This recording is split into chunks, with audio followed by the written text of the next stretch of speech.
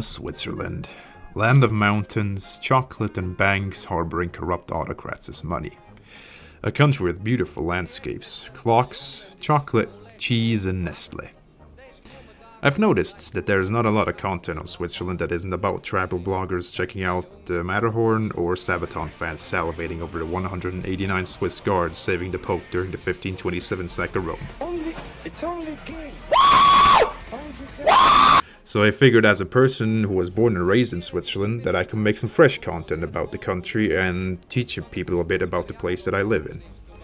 And since I'm a content creator with 700 subscribers who was a bit starved for clout, I looked for the most popular thing of the week, and as it turns out, it's iceberg videos, so that's what I'm doing.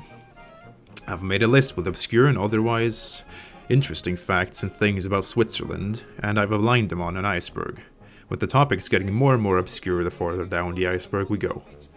And I'll explain them to you guys on the way. Some of these topics may be a bit more straightforward than others, and some may be more complicated, but I'll try to condense them down to a TLDR format, because otherwise this video is going to be like 5 hours long. It's already long enough as it is. Keep in mind that you may or may not agree with some of the entries' alignment on the iceberg, and that's fine. If you have any ideas or improvements for the iceberg, you can let them down in the comments below. Now, this iceberg is going to feature some topics that may be disturbing to some viewers, so viewer discretion is advised, okay? This is my first time making a video essay like this, so I hope you enjoy. And here we go. This is it. The Switzerland Iceberg.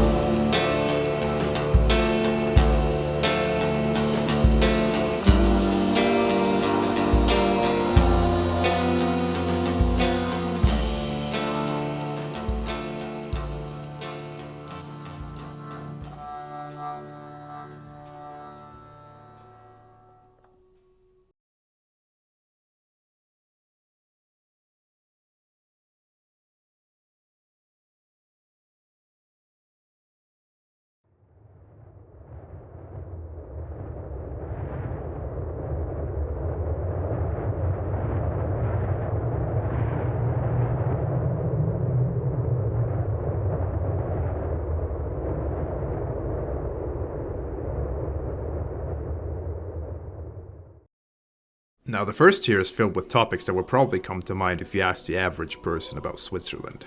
Unless that person is American, then they would bring up things about Sweden like IKEA. We're starting the iceberg with probably one of the most famous Swiss products, chocolate. Now, chocolate was not a Swiss invention. It was known to the natives of Mesoamerica for thousands of years, and modern chocolate as we know it was probably created by a Dutch chemist named Coenraad Johannes van Houten.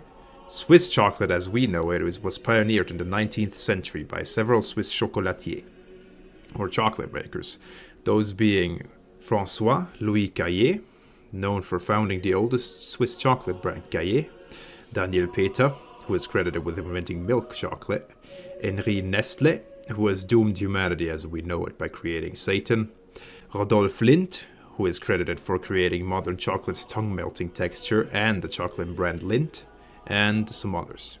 Nowadays, there's around 16 major chocolate manufacturers in Switzerland and many more minor ones. Reasons for the success of Swiss chocolate could be the fact that the Swiss were pioneers in chocolate making, the invention of milk chocolate, the constant innovations in production and recipes for chocolate, the high quality of the product, and the fact that Swiss people on average consume up to 12 kilos of chocolate per year, which is about a Cocker Spaniel with a chocolate. My personal favorite brand of chocolate is Milka. Swiss cheese is another famous product from Switzerland, with over 700 varieties of cheese being produced in the country every day. The most famous brand of Swiss cheese is probably the Emmentaler, for being the cheese with the holes. The reason it has holes is due to a chemical reaction created during the ripening phase of the cheese. It creates carbonic acid gas that fills the pockets inside the cheese, creating its famous holes. I personally think Emmentaler is mid. Swiss watches are known for their precision and stylish design, with the most famous brand probably being Rolex. Swiss watchmaking truly began during the Protestant Reformation of the 16th century, when skilled French Protestant watchmakers fled France due to its wars of religion and settled in Switzerland. Many of them came to Geneva, which is to this day considered a main hub for Swiss watches. John Calvin's Calvinism would eventually ban Geneva's citizens from owning jewelry. However, portable watches were exempt from this ban, which allowed the city's many jewelers and goldsmiths to reinvent themselves into watchmakers, giving rise to Swiss watches. If you ask me, I don't really care for watches all that much. Swiss Army knives began its production when the Carl Elsner Company won the contract to produce Swiss Army's 1890 model knife from the previous German manufacturer. The Carl Elsner Company would eventually evolve into Victorinox when Carl Elsner renamed his company in honor of his mother Victoria, and the French word of stainless steel, namely being Acier inoxydable.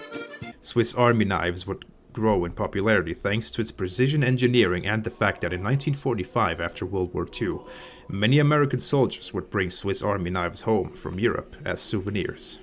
The cheese fondue is probably the most well-known Swiss dish. It is molten cheese served in a communal pot and is commonly eaten by dipping pieces of bread or potatoes into the cheese using a long fork. It's commonly eaten during cold winter days or during Christmas and is a great dish to have with family or friends. I personally think it's not that great. It's very popular among tourists though, for obvious reasons. What many may not know is that there's a lot of different varieties of fondue. The classic version is the cheese fondue, but there's also a version called fondue chinoise, or Chinese fondue, which is eaten by dipping pieces of raw meat into a hot broth bath, which cooks the meat. There's also chocolate fondue, where you dip fresh fruit into liquid chocolate. Tasty. Raclette is the superior Swiss cheese dish in my opinion. Seriously though. Raclette is another famous Swiss dish, which is usually prepared using a special raclette grill. On the top of the grill is where you cook your proteins, usually different meats. Do I smoke meat? Smoking meat. Smoking these meats. Smoking meats earlier in the day. Smoking these meats. On the bottom of the grill is where you cook your cheese using small pans. Once the cheese is melted, you take the pan and pour the melted cheese over your potatoes or your meat. It is another popular dish to eat during winter and the holidays, and is also another dish that is great to eat with friends and family. Come to think of it, there's a common theme with many famous Swiss dishes. Swiss banks have not had a great international reputation for a long time, and that is for good reason. There are around 243 banks that exist in Switzerland today. The biggest one of them all being UBS, which is also the largest private bank in the world. Keep the name UBS in mind, as they will be mentioned again later down the iceberg. Swiss banking gained a heavy boost in World War II, where, thanks to its neutrality, Switzerland's economy remained relatively stable, whereas neighboring economies were devastated by the war. A big part of its stability is also thanks to gold, which Nazi Germany often parked Swiss vaults. More on this later. Swiss banks were also able to profit heavily by lending money to neighboring countries. Another big part of Swiss banking is the secrecy law, which forbids Swiss banks from disclosing banking information of its clients to the public. Believe me, banks take this law extremely seriously, and violations of it are punished severely with fines or even prison time. The banking secrecy law has come under increasingly higher fire in the past years, as many claim that it promotes offshoring of assets, especially of autocrats and dictators, into Swiss bank accounts. But because Swiss banking secrecy has practically been ingrained into Swiss culture and values, it has prevailed to this day, with some adjustments. It will be interesting to see if it can resist international pressure in the future. Swiss neutrality varies depending on who you ask. Some don't even agree on when it began. Some claim it began after the Battle of Marignano in 1515, during which the French defeated the Swiss, effectively ending Switzerland's expansionist policy. Others claim that it began with the Peace of Westphalia after the end of the 30 Years' War in 1648, which forbid any country from crossing its troops through Swiss territory. Most, however, agree that it was more or less truly established in 1815 during the Congress of Vienna, where the major European powers agreed that Switzerland should be neutral ground. 1815 also marked the last time Switzerland was in a state of war with another country. Nowadays it follows an active foreign policy and is frequently involved in peace-building processes around the world. Many international organizations such as the World Trade Organization, the Office of the UN High Commissioner for Human Rights, the Red Cross, FIFA, and many others have their headquarters in Switzerland. Switzerland is also not part of the European Union, though they have signed various treaties which make movement of goods and people easier between Switzerland and the EU. Oh, sorry about that. Swiss neutrality has recently caused controversy and international pressure for Switzerland, as the Swiss government has blocked Germany from sending Swiss-made weapons to aid Ukraine in their war against Russia. Apparently, Swiss neutrality allows Switzerland to sell weapons to countries so long as they are at war, but the buyers of the weapons are then not allowed to resell those weapons if those weapons go to a country that is at war, which makes no sense to me. But we shall see if Swiss neutrality will prevail, or if the age of neutrality for Switzerland is soon over. In history, alpine yodeling was used in the Central Alps by herders calling their stock, or for herders who communicate between alpine villages. Nowadays it is a traditional form of singing commonly found in folk music in Switzerland, Austria and Germany. Some think that it sounds awful, others think it sounds great. I personally think it's okay, but I wouldn't deliberately go out of my way to listen to yodeling. Though sometimes it's pretty fucking impressive, honestly.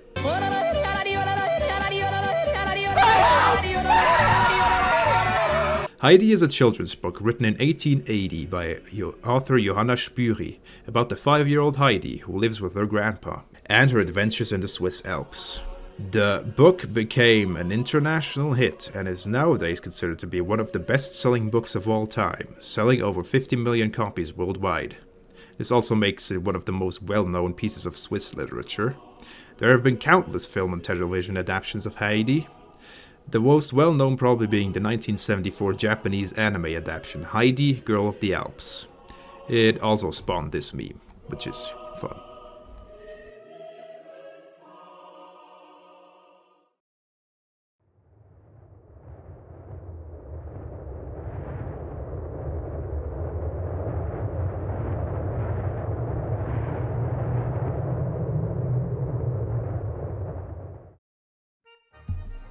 We're starting Tier 2 with the Matterhorn.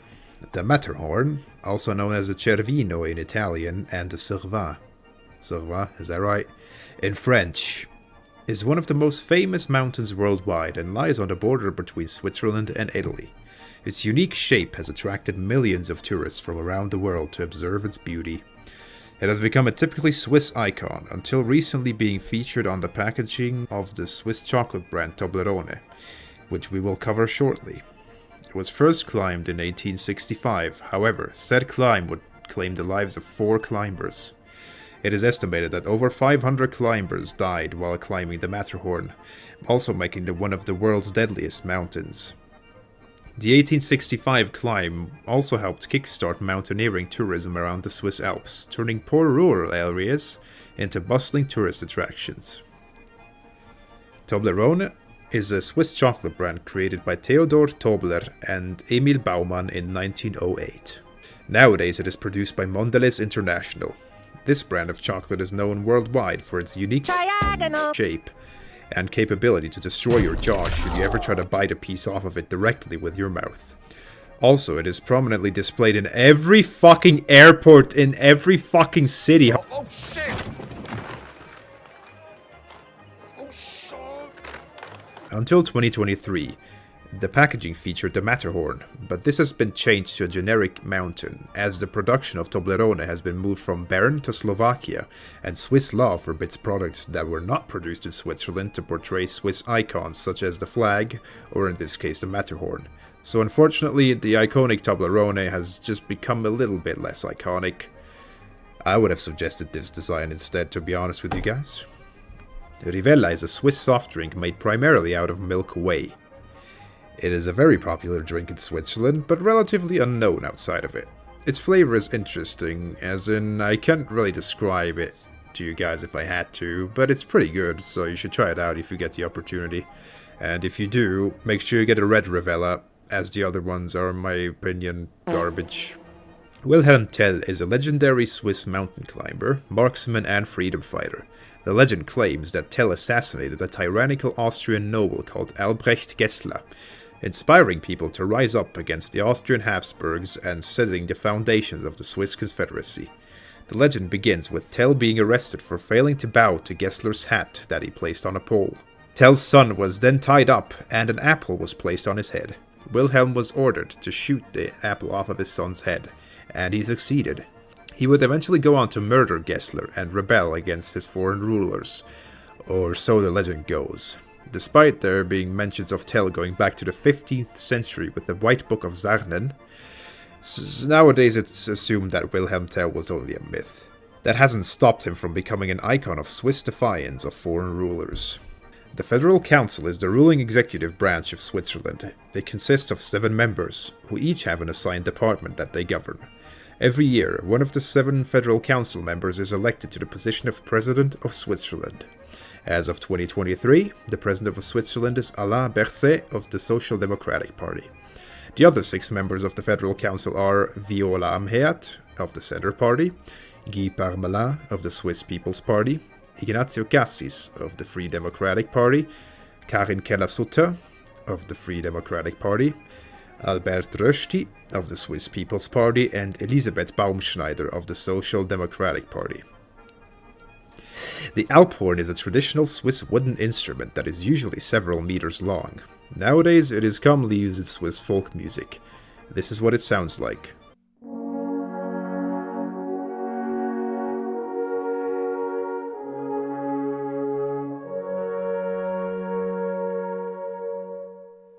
Historically, the Alphorn was also used as a tool of communication in the Alps, similar to yodeling.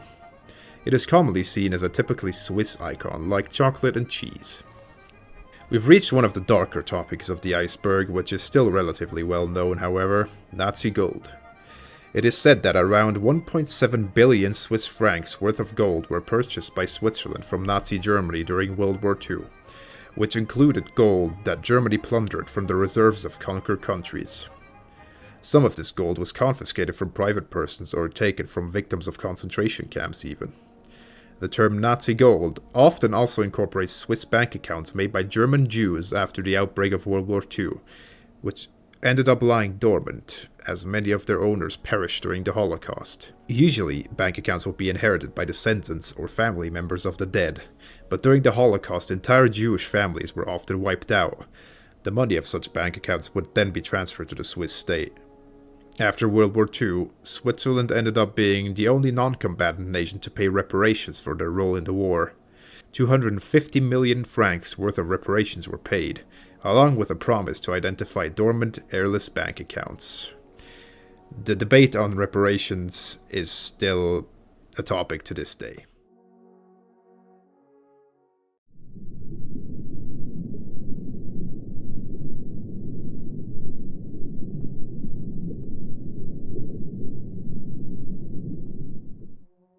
The International Red Cross and Red Crescent movement is a humanitarian movement with almost 100 million volunteers around the world.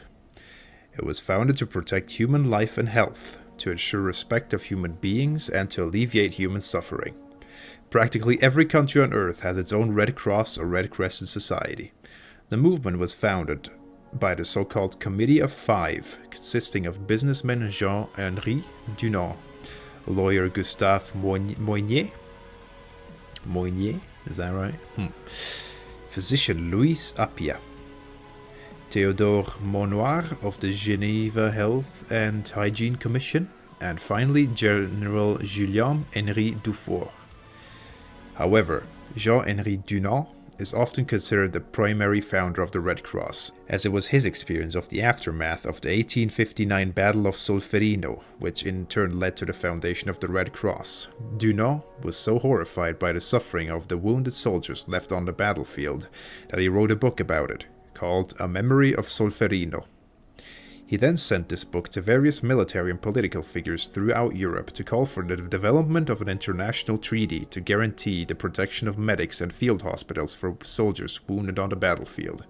Eventually, a copy of the book would reach co-founder Gustave Moynier, and the story of the foundation would go on from there. The flag of the Red Cross is literally just a reverse Swiss flag. Henri Dunant would eventually go on to become a co-recipient of the first Nobel Peace Prize in 1901.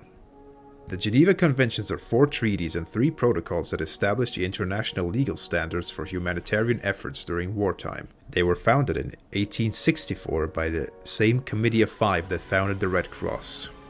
They are called the Geneva Conventions because they were established in Geneva. The treaties would go on to be expanded several times during the last 2 centuries. The Swiss Guard is an armed force of the Holy See, which is tasked with the protection of the Pope and the Apostolic Palace of the Vatican City. They wear traditional clothing, which I think looks dumb, and are equipped with traditional weapons and modern firearms. To become a member of the Swiss Guard, it is required that you're Swiss, Catholic, male, between 18 and 30 years old, and you must have completed your basic military training with the Swiss Armed Forces. The tradition of using Swiss guards as the Pope's bodyguard began in the 15th century, when the papacy hired Swiss mercenaries to fight for them. The Swiss Guard have achieved relative fame thanks to the mediocre Sabaton song The Last Stand, in which the events of the 1527 sack of Rome are described. 189 Swiss guards held off the invading army of the Holy Roman Emperor Charles V for long enough so that the Pope, Clement VII, could escape to a safe location. The Rütli-Schwur, or Ridley Oath, is the legendary oath taken by members of the 3 founding Swiss cantons, Uri, Schwyz and Unterwalden, which is commonly regarded as the foundation of the Old Swiss Confederacy in 1291. The oath was, according to the legend, taken by Werner Stauffacher, Walter Fürst, and Arnold von Mechtal. Depending on which source you pick, though, Walter Fürst could be replaced by Wilhelm Tell. The oath was reportedly taken to form an alliance against the ruling Austrian Habsburgs. A document commonly associated with the Rütli-Schwur is the Federal Charter of 1291, a letter written in Latin which describes the formation of an alliance between the 3 cantons Uri, Schwyz and Unterwalden. Nowadays, the charter is often considered to be one of the founding documents of Switzerland in the popular imagination and can be read at the Museum of the Swiss Charters of the Confederation in Schwyz. Whether the Rütli-Schwur truly happened is disputed, however, as the earliest document that mentions it is the White Book of Sarnen, written in the 15th century. Some consider the Rütli-Schwur nothing more than a legend, while others claim it to be a real historical event. The St. Bernard dog is a breed of working dog that originated on the Great St. Bernard Hospice on the St. Bernard mountain pass that connects Switzerland and Italy. They were originally bred by the monks of the hospice as rescue dogs. The St. Bernard has become famous through tales of alpine rescues. They would dig through avalanches to find people who were buried alive. Nowadays, the St. Bernard is considered a Swiss symbol, especially if the dog wears a collar with schnapps barrel attached to it.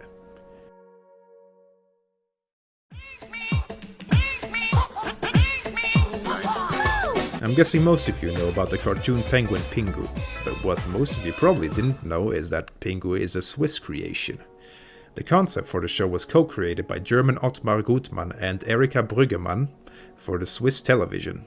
And the show was produced from 1990 to 2000 by Swiss company the Pygos Group. It would later be revived by British television company Hit Entertainment and gain international popularity, which is also contributed to by the various memes that the show created.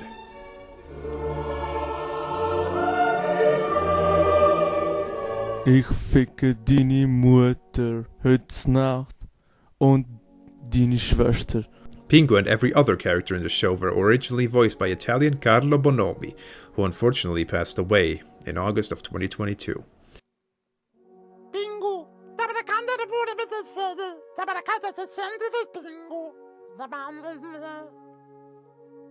Pinga,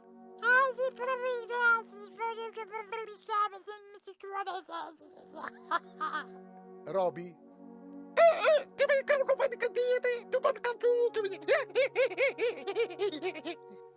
Papa, ai modo bloody di serie, te berekane dolo fare, de dus separe fare. Father, e vorrei fare fuori. Mother. Oh, Americano per lo so, americano per fuori. E se americano di mare. Oh, mare fate. Grazie. There would eventually even be a Pingu reboot called Pingu in the City, which first aired in Japan in 2017. Mohrenköpfe are chocolate candies popular in German-speaking countries. They are usually made with a marshmallow-like filling on a waffle and coated with chocolate. They are relatively popular in Switzerland, especially those of the brand Dubler. The name Mohrenkopf has sparked some recent controversy in Switzerland, as it is the German word for Moor's head, which has been described as racist, as the word Moor is an old derogatory word for black people. Nowadays, most brands selling the candy have renamed it to Chocolate Kisses, except for Dubler, which insists on calling them Mohrenköpfe. The controversy has caused Dubler's candies to disappear from major grocery stores. However, Dubler's private store has in turn received a massive boost in popularity and sales. So ultimately, it was just all a massive Streisand effect. Nestlé is the worldwide largest food production company and the subject of dozens of controversies, created by German Heinrich Nestlé, who later renamed himself to a more Swiss name Henri Nestlé. The corporation has its main seat in Switzerland and is considered a Swiss company, unfortunately. It is also considered to be the antichrist of corporations, no thanks to the countless controversies it has sparked in the last years, including but not limited to misleading mothers by claiming that their baby formula is healthier than breastfeeding, chocolate production that uses fucking slavery and child labor, accidentally killing babies with a melamine-infested milk product, causing an E. coli outbreak in Virginia in 2009 that was tied to Nestlé's cookie dough, selling Maggi noodles with a 17 times higher than safe concentration of lead, Nestlé's CEO claiming that water is not a human right and should be privatized, lying about recycling water bottles, pumping and bottling fresh water from local American springs without the permission of the American people, even during droughts. They also did this in a native reserve. Then colluding with the competitors in order to inflate chocolate prices, demanding that the government of Ethiopia paid him a $6 million debt while Ethiopia was going through a severe famine, supporting the Russification of Ukraine, using forced labor in Thailand for their seafood products, busting unions in Colombia, and massive deforestation in West Africa just to produce chocolate. Can you tell why nobody likes them yet?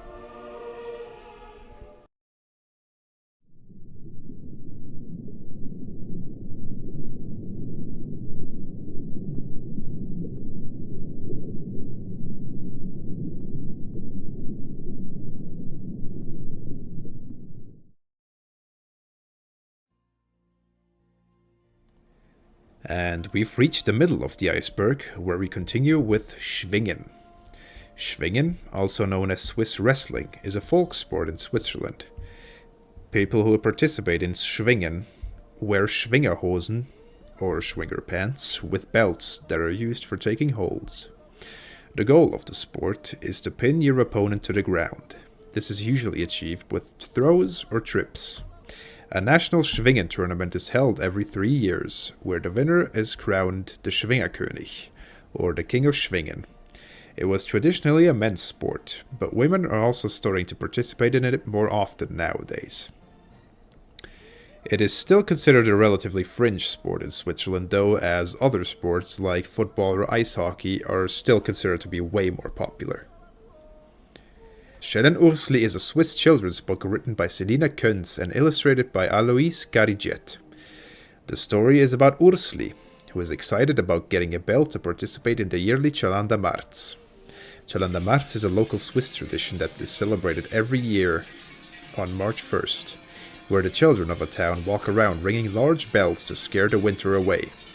This year, however, Ursli has only received a small bell, for which the other kids of the town make fun of him. Eventually he remembers that the large bell is stashed away on a small hut on top of a mountain, so he goes to fetch it. The town eventually starts looking for Ursli, believing him to be missing. Ursli returns home the next morning with the large bell, much to the joy of his parents and his friends. Thanks to his newly found bell, he gets to lead the march in Chalanda Marz. Next to Heidi, Schellenursli is considered to be one of the most well-known Swiss children's books, having been translated into 14 languages. In 2015, the story received a major film adaptation in which, fun fact, I play a small background character. You could see me for like 2 milliseconds. Mad Heidi is a crowd-funded action-adventure exploitation film spoof based on the children's book Heidi. It's not really meant to be taken seriously. It features mediocre acting, okay action scenes, Quentin Tarantino tier gore, and tons of references to Swiss culture. It's really stupid, honestly, but also pretty fun to watch. Considering the film's budget was only $2 million, which is less than Tommy Wiseau's film The Room had. Anyway, how is your sex life? It's got some impressive set design and special effects, to be honest with you. You know, if you're interested, you could check it out. Switzerland's capital city is surprisingly not Zurich, but it technically also isn't Bern. The Swiss constitution does not mention a capital city, and as of 2023, Switzerland technically doesn't have a capital. However, the seat of government is in Bern, so if you ask an average Swiss person where the capital city is, they will most likely say Bern. .ch is the top-level domain for Switzerland. No, that's not the Chinese domain. China uses .cn. The reason Switzerland uses CH as their domain is because CH stands for Confederatio Helvetica, the Latin word for Helvetic Confederation. CH is also used to mark Swiss cars. The Gotthard Tunnel refers to both the road tunnel and the railway tunnel that leads under the St. Gotthard Pass, going from Canton Uri to Canton Ticino. At its construction in 1980, it was the longest road tunnel in the world at 16.9 kilometers. It is currently the 5th longest road tunnel. The railway tunnel leading under the St. Gotthard Pass is still the longest railway tunnel in the world, however, at 57.1 kilometers. And if you're wondering how tunnels like this are made, they're made using these big-ass fucking drills. The Gotthard tunnels are both impressive feats of engineering and greatly improve the transport of goods between northern and southern Europe. The Gotthard Road Tunnel is also known for having massive traffic jams on practically every single holiday, so if it's Easter and you're planning to drive on the Gotthard Tunnel, don't. Credit Suisse is, or was, a global investment bank based in Switzerland. It was the second largest bank in Switzerland behind UBS. The bank was involved in several controversies over the last decades, mainly for being corrupt and mismanaging their funds. It's also said to harbor the money of corrupt politicians from across the globe, and literal Nazis too. On March 15th, 2023, these controversies and a massive bank run in early 2023 resulted in Credit Suisse pretty much collapsing overnight, forcing the Swiss National Bank to act. In a desperate attempt to rescue Credit Suisse from going bankrupt, the Swiss National Bank announced its deal with Credit Suisse's competitor UBS. UBS would acquire the collapsing bank for $3.25 billion in an all-stock deal.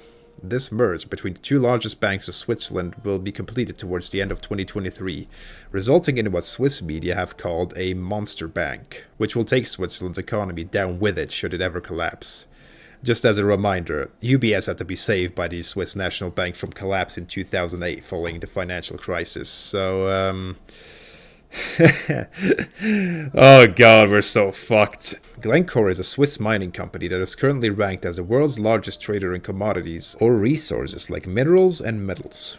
It has a massive market share when it comes to zinc, copper, and other metals. In typical Swiss corporate fashion, Glencore is a controversial company for making illegal deals with countries such as apartheid South Africa, Iraq under Saddam Hussein, Iran, the USSR, and the Democratic Republic of the Congo. It is also accused of generally just destroying the planet with its coal production and of engaging in a global lobbying campaign to promote the use of coal. So yeah, not a great company. The SVP, or the Swiss People's Party, is a major right-wing conservative party in Switzerland and is also the largest party in Switzerland. They are known for their conservative, populist, anti-immigration and anti-Islamic politics. They're also known in Switzerland for their extremely provocative campaign posters.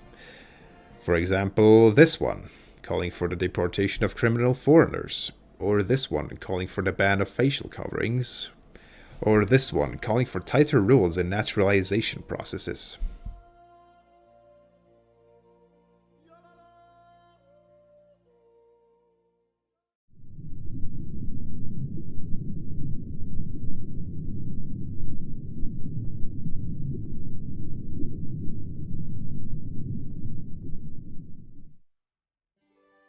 As some of you may know, Switzerland has German, French, and Italian as national languages. What fewer of you may know is that Switzerland also has a fourth national language called Romansch. Romansch is a Romance language spoken primarily in the canton Graubünden. It is classified as a definitely endangered language by the UNESCO Atlas of the World Languages in Danger. There are around 30,000 native speakers left, and the language is slowly but surely dying out. And I happen to speak this language.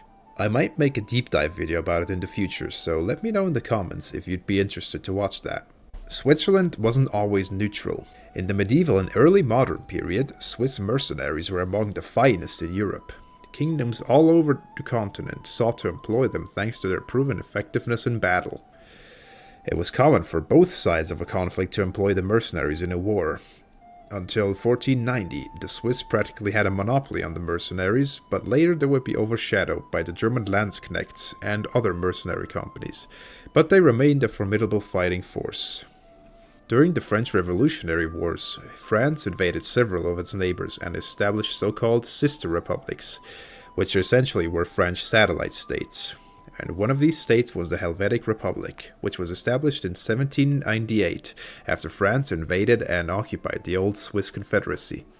It was a significant step towards the modern federal Swiss state, as for the first time the citizens of Switzerland saw themselves as Swiss and not as part of a specific canton. It had an ugly-ass flag though, to be honest. Operation Tannenbaum was the name of a joint operation between Nazi Germany and Italy to invade Switzerland and Liechtenstein during World War II. You see, Hitler really did not like Switzerland. He described them as follows: Switzerland possesses the most disgusting and miserable people and political system. The Swiss are the mortal enemies of the new Germany. That wasn't even a German accent, what? Between 300,000 and 500,000 men were supposed to be part of that invasion. However, the invasion never took place due to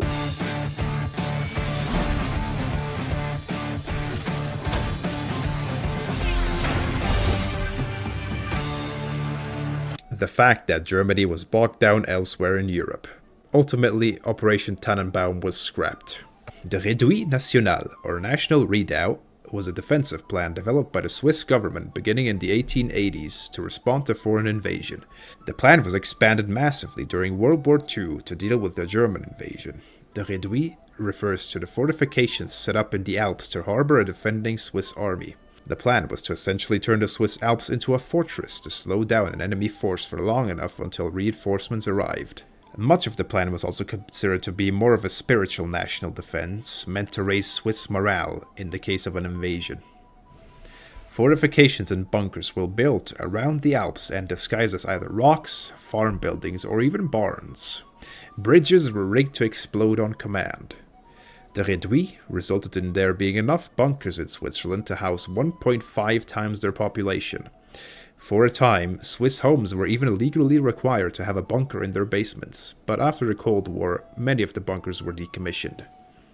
The Sonderbund War was the last military conflict that Switzerland participated in, and it was a civil war. The war was fought between the Swiss Confederacy and the Alliance of the Sonderbund, an alliance of Catholic and conservative cantons formed to protect their interests against the centralization of power. The war resulted in around 500 casualties and resulted in the defeat of the Sonderbund and the centralization and emergence of Switzerland as the modern federal state we know of it as today. The Confederates were led by Guillaume-Henri Dufour, who would later go on to be a co-founder of the Red Cross and the Geneva Conventions. The Sonderbund was led by Johann Ulrich von Salis-Soglio. After the war, Sonderbund commanders and generals were not put on trial due to the prioritization of national reconciliation over punishments. Still, conservatives take another L in their long list of... The von Habsburgs were one of the most powerful royal families of Europe, with their seat of power being in Austria, specifically in Vienna. They were renowned for their skills in diplomacy, military, and inbreeding.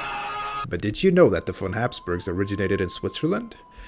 They originated in the town of Habsburg, in what is today the canton Aargau. The castle Habsburg still stands to this day and is now a museum.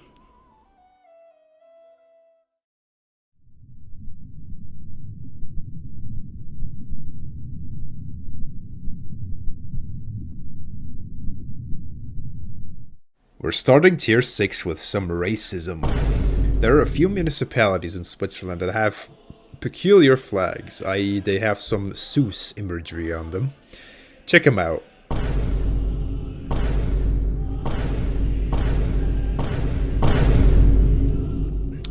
Some of the municipalities themselves claim that it's Saint Maurice, an Egyptian military leader and saint, but others don't even know why they have a black person on their flag.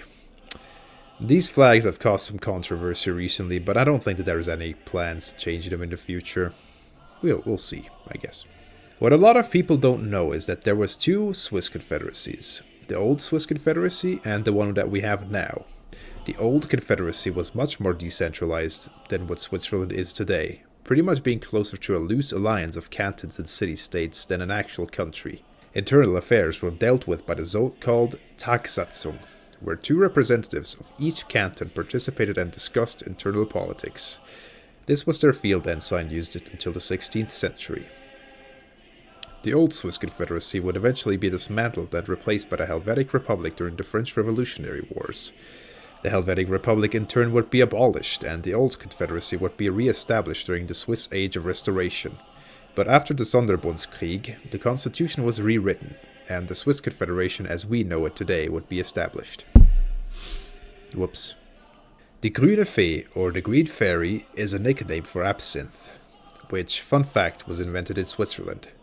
It is a spirit with an alcohol content of up to 70%. The origin of it is not quite clear, though it is agreed upon that absinthe was first created in Val de Travers of the Swiss canton of Neuchâtel. Some claim that it was a French doctor who fled to Switzerland, Dr. Pierre Ordinaire, who created a remedy that he used on his patients called elixir d'absinthe. After his death, the recipe made it to the Henriot family, who also lived in Val de Travers. The Henriots would sell the elixir in their own pharmacies. Another story claims that it was the Henriot family themselves who created the recipe for absinthe, and that Dr. Ordinaire only refined the recipe and optimized its production. Whatever the case, the recipe eventually established itself as a popular spirit among the people. During the 1800s, the so-called green hour, or heure verte, between the times of 5 p.m. and 7 p.m. were popular times to drink absinthe in France. Due to its supposed addicting effects, absinthe was eventually banned in 1915 in the US and much of Europe. The ban would not stop absinthe distilleries in Val de Travers, however, and it was estimated that there was around 60 to 80 illegal distilleries in that Swiss valley. The drink would eventually be legalized again in the 90s and early 2000s for most countries. I think it's pretty disgusting, honestly, though. You might be wondering why a disease that causes diarrhea is on this iceberg. Well, it's because we're not talking about the disease. We're talking about the Swiss dish that's called cholera.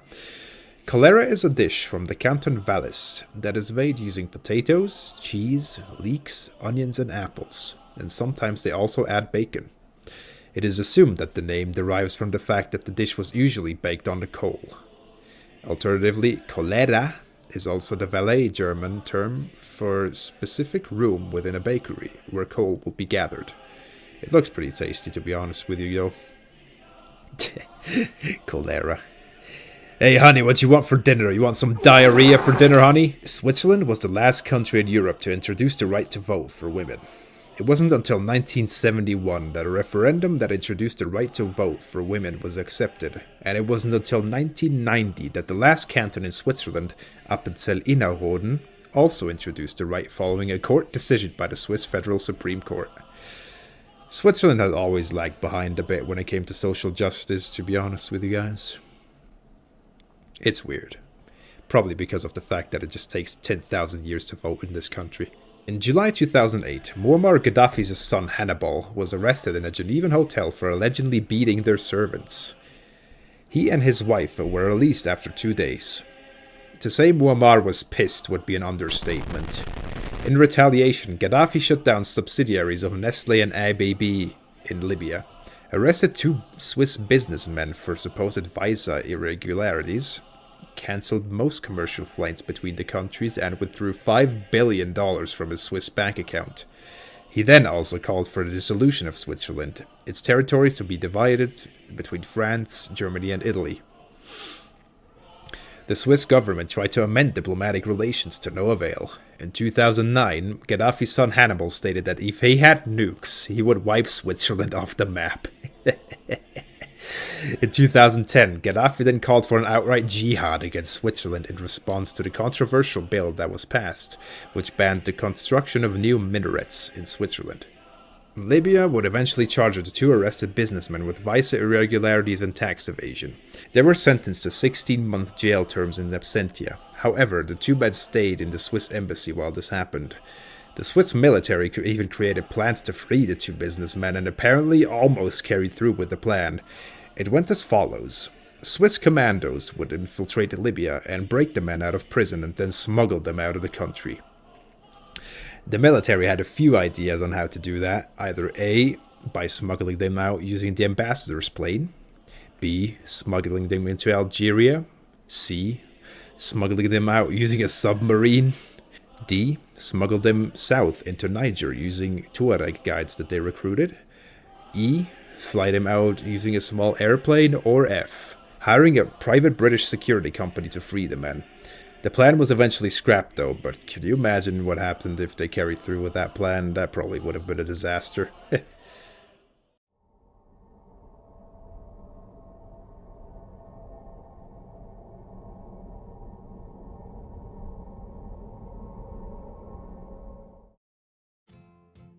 Tier 7 starts with some neo-Nazis.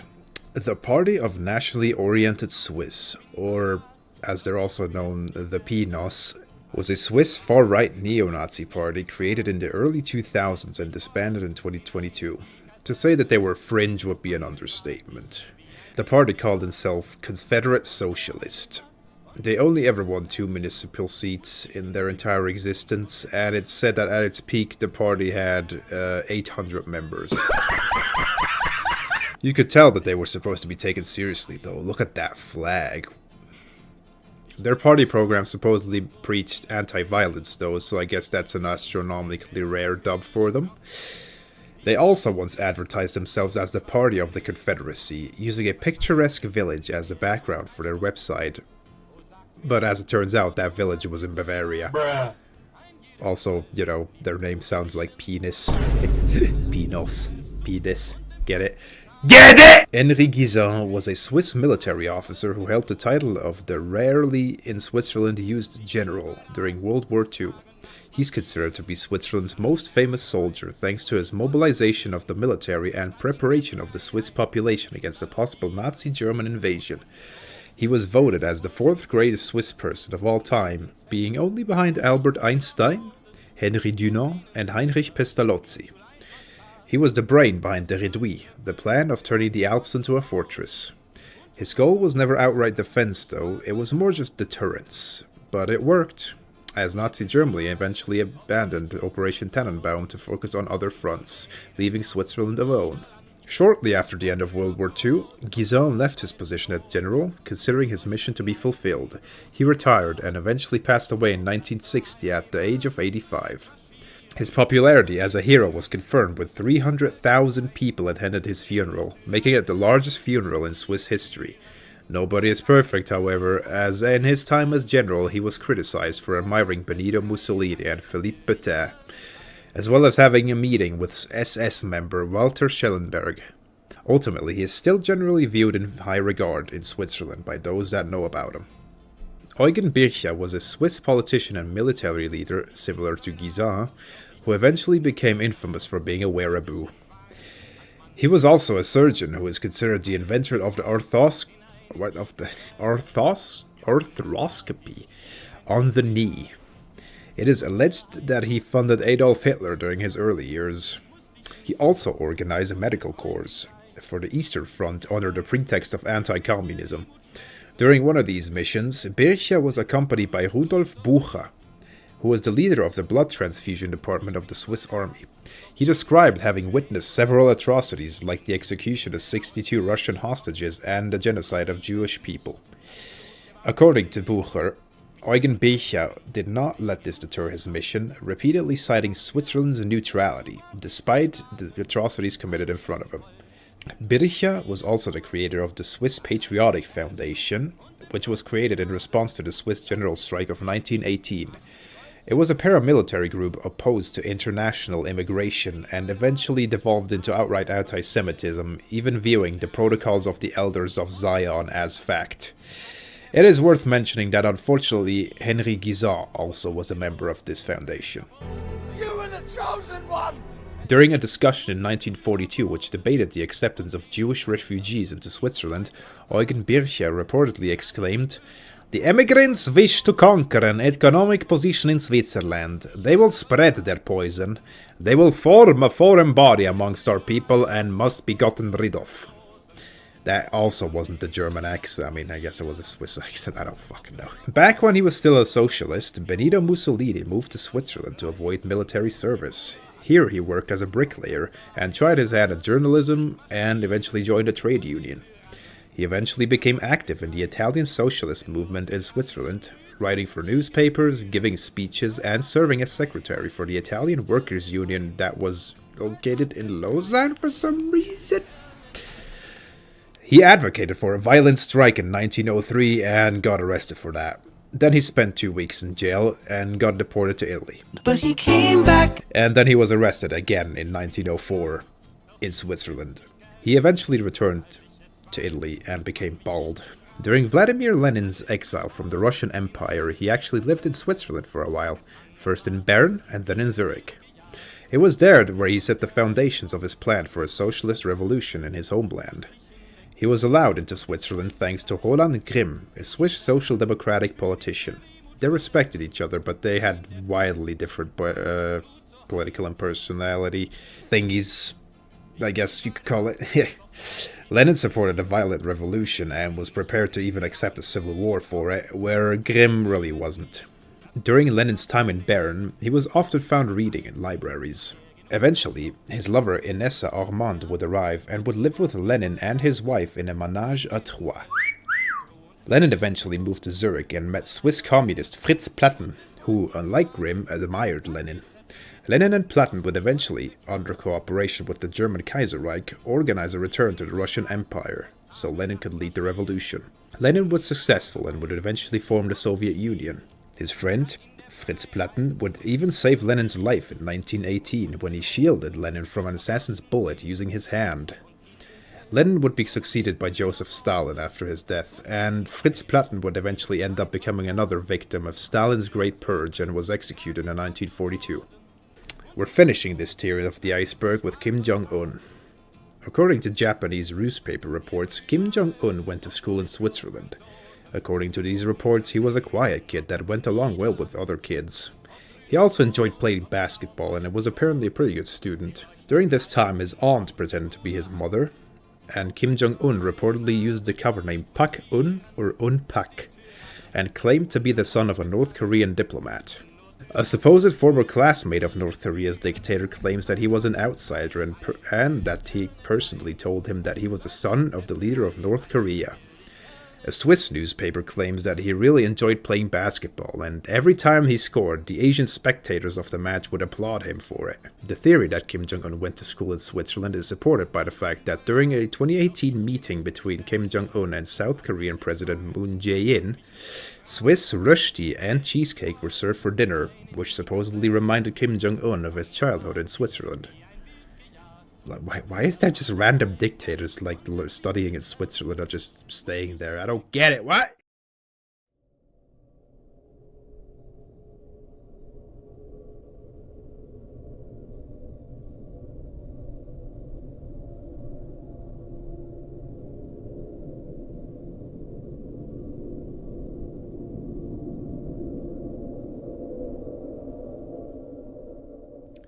We've reached the final tier of the iceberg, and this is the tier where some of the topics will start to get pretty intense or disturbing, and that includes the images. So, you know, if you want to skip this tier, go ahead. But if you want to stay, let's go here. The first entry in the final tier is the Opernhauskrawalle, or Opera House Revolts. They were youth protests organized by the disgruntled youth of the city of Zurich in the 1980s. The catalyst for the protests was the decision of the City Council of Zurich to grant 60 million francs to renovate Zurich's Opera House, while also declining demands of the youth of Zurich for an alternate cultural youth center. The protests eventually devolved into outright riots, where police and young Swiss people clashed. Ultimately, several hundred people were injured, and the damages were in the millions. These revolts marked the beginning of the alternate youth movements in Switzerland, something that had already occurred in the United States in the 60s. The revolts were successful, however, as soon after the revolts, an alternative cultural center was opened, the so-called Red Factory, which still exists to this day. The alternative youth movement would also, unfortunately, contribute to the next entry on this list. The Platzspitz is a park located in Zurich. Starting in 1986, the park became a hotspot for drug addicts, especially for heroin users. The police of Zurich were not equipped to handle the situation at all and eventually abandoned the park. The park became a destination for addicts from all around Europe, up to the point that it has gotten so bad that the park was nicknamed Needle Park. It is estimated that up to 3,000 drug addicts resided on the park every day, injecting themselves with heroin and leaving the empty needles on the ground. In the beginning, medical attention was organized by private initiatives. AIDS, hepatitis, and overdoses were rampant. Eventually, Peter Grob and Werner Fuchs created the project Zip AIDS, which provided the addicts with medical attention and clean needles. Volunteers of the project reported that sometimes they had to give CPR to up to 25 addicts a day. It is said that in total, they revived around 3,600 people. Up to 15,000 needles a day were used in the park. Due to the inaction of the city of Zurich and the police, the number of addicts in the park grew over time, along with their suffering. Many of the addicts lived in complete poverty and earned money with petty theft and prostitution, which tainted the otherwise so clean image of Zurich and Switzerland as a place of wealth and prosperity. By the river next to the park, there were many makeshift villages set up by the addicts to live in. During this time, up to 400 people died yearly in Switzerland due to drug overdoses, out of a population of 6 million. Due to public pressure, the Platzspitz was eventually closed in 1992, but it was a rushed operation, and the drug addicts only moved into residential areas and alleyways, until eventually reaching the abandoned Letten train station in Zurich and settling there. The conditions at the Letten train station were reported to be even worse than in Platzspitz Park. After closing Letten train station in 1995, the drug scene of Zurich ended, also thanks to the state and federal council supporting the city of Zurich in solving the drug addict problem. Rehab centers were constructed, then drug addicts were beginning to receive support from the state so they could overcome their addiction. Nowadays, the Platzspitz Park is a popular place for the citizens of Zurich to visit. Between 1973 and 1997, hundreds of Sri Lankan children were illegally adopted by wealthy Swiss couples who couldn't bear children on their own. These children were kidnapped from their families and then sold to Swiss couples for money, goods, or luxury trinkets, sometimes directly after birth. The federal and cantonal governments failed completely in preventing these illegal adoptions, oftentimes ignoring glaring mistakes in the adoption documents out of the belief that the children were being saved from poverty and also for financial reasons. The government recently came under fire for failing to act on these illegal adoptions. However, there now exists a non-profit organization called Back to the Roots that supports these illegally adopted children in the search for their real parents back in Sri Lanka. Up to the 1960s, there were tens of thousands of so-called Verdingkinder, or indentured child laborers in Switzerland. They were taken from their parents either due to poverty or moral reasons, like the mother being unmarried, very poor, or part of the Yenish people. They were then sent to live with new families who often were poor farmers in need of cheap labor. In the early 2000s, many now adult Verdingkinder reported that they were severely mistreated by their new families, often suffering neglect, beatings, and psychological abuse. The process of taking children from their parents was done by the Swiss government, as they confirmed. Until the end of the 20th century, Verdingkinder were often sold on a Verdingmarkt, on a market for indentured child laborers. The child was then given to the family that demanded the least amount of money as compensation. Victims described that they were reportedly handled like cattle.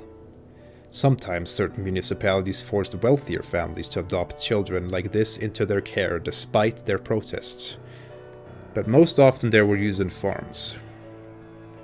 On these farms they were often treated like slaves, receiving no compensation for their labor.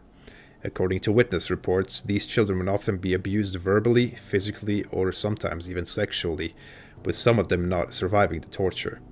Families that murdered their Vedinkin that were not persecuted, they were simply forbidden to adopt another child for 5 years. The amount of indentured child laborers in Switzerland is unknown, but it is assumed that it was hundreds of thousands. In 1910, up to 4% of all Swiss children were indentured laborers. As I've mentioned, many of these children were also part of the Yenish people, a nomadic people group like the Sinti and Roma. These three groups were often combined under the term gypsies. Nowadays, it is assumed that there's still hundreds of thousands of former indentured child laborers living in Switzerland who often suffer from mental illnesses. The Swiss government has formally apologized to former child laborers in 2013, and in 2016 they agreed to pay still living Verdinken a sum of 25,000 francs each. This action was opposed by several members of the Swiss People's Party, but their concerns were ignored. Wauwilermoos was an internment and prisoner of war camp in Switzerland during World War II. It was a penal camp for internees, which included Allied soldiers and the members of US Air Force. Wauwilermoos has become infamous for the catastrophic conditions of the camp, as reported by internees who stayed there. The camp was run by Commander André Beguin, who was a member of the Fascist National Union. According to contemporary sources, Beguin was known to wear the Nazi uniform and sign his correspondence with Heil Hitler. Despite being investigated by the Swiss counterintelligence service for his pro-Nazi beliefs, he was allowed to remain in command at Wauwilermoos. According to US Air Force Brigadier General Robert Cardenas, Wauwilermoos was exactly like, if not worse than, a German POW camp. Some of the punishments experienced by the prisoners were described as follows. Soviet prisoner Dobroyilov was mauled by a dog for asking to be transferred to the medical bay due to being sick. Polish Lieutenant Symphorian Dziedzich, who was forced to take his clothes off and put on rags, was then paraded around the camp. 26 Soviet internees who were mauled by guard dogs for refusing to gather firewood. 2 Soviet prisoners were shot by a guard during a fight among inmates. On a lecture in front of Swiss officers, Beguin explained how he handled the prisoners. 115 internees refused to work. 3 times we gave the command to work. It was refused. We examined all 115 men's pockets, left nothing therein as the handkerchiefs, and we locked them all in the barrack. We told them at the same time that they would only get food when they were working. For 14 days we left these 115 men without food.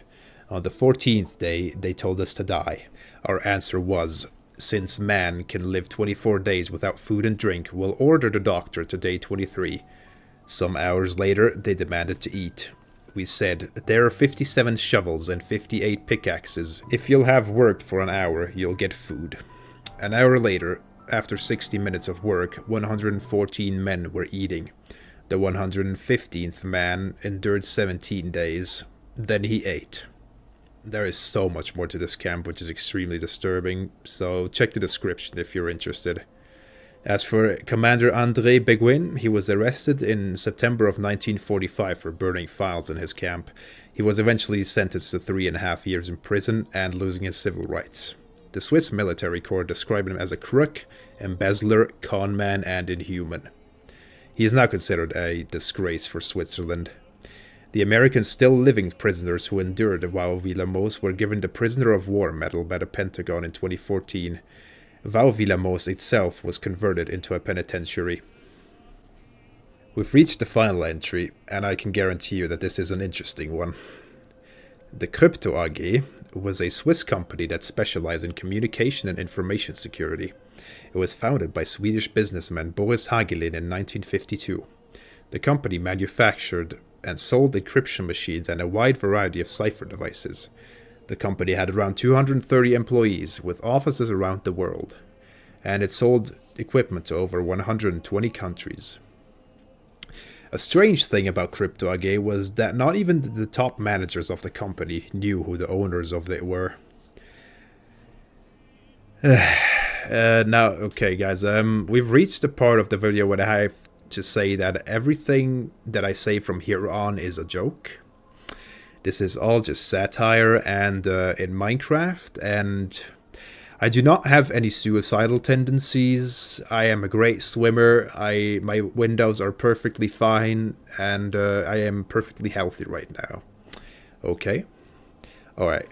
In 2020, the Washington Post and some German and Swiss newspapers revealed that Crypto-AG was owned by the CIA since 1970. The encryption machines and cipher devices that they sold were all compromised and used by the CIA and West German intelligence agency to spy on over 120 countries up until 1993, and by the CIA alone until 2018, under an operation that was called Operation Rubicon. It is assumed that thanks to Operation Rubicon, the American and West German governments had knowledge of various human rights violations worldwide, like in Argentina, where up to 30,000 regime critics were thrown alive into the sea from military planes over the Atlantic. However, nothing was done about them. The operation was uncovered in 2020 using a 280-page dossier. The operation was eventually confirmed by the German government. It is also known that the Swiss intelligence service and government knew about the operation. During an investigation by the Swiss Parliament's Business Audit Delegation, it became known that other companies besides Crypto-AG were selling manipulated cipher devices. The Washington Post described the leak as the largest intelligence coup of the century. I will provide a link in the description to the whole article from the Washington Post, because it's fucking deep, man. It like I could make an entire video just about this fucking company. It was eventually liquidated in 2018.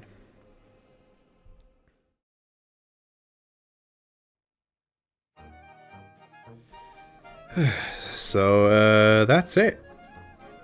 We've reached the end of the iceberg. If you've stuck around for this long, I just want to say thank you so much for watching. This video was like way bigger than any fucking project I've done before, like EU4 memes or Child's Play compared to this, honestly, so I hope you've enjoyed. If you did and you'd like to support my channel for more projects like this, I'd be extremely thankful if you dropped a like and maybe even subscribed. Yeah, what else do big YouTubers say? Yeah, hit that bell icon, guys. Also, to my subscribers, I want to apologize for just kind of leaving you in the dark for the past few years. I was busy in real life and honestly had no more interest in making EU4 memes anymore, so it's just because I felt like the format's gotten really stale, and also I've just kind of ran out of ideas when it comes to making EU4 memes. So I'll let you know right here that I probably won't make any more of those in the future, like EU4 memes with, you know, slapping a flag over someone's character. I might make more EU4 memes in the future, or not memes, maybe just videos that are related to EU4, but I guess we'll have to see.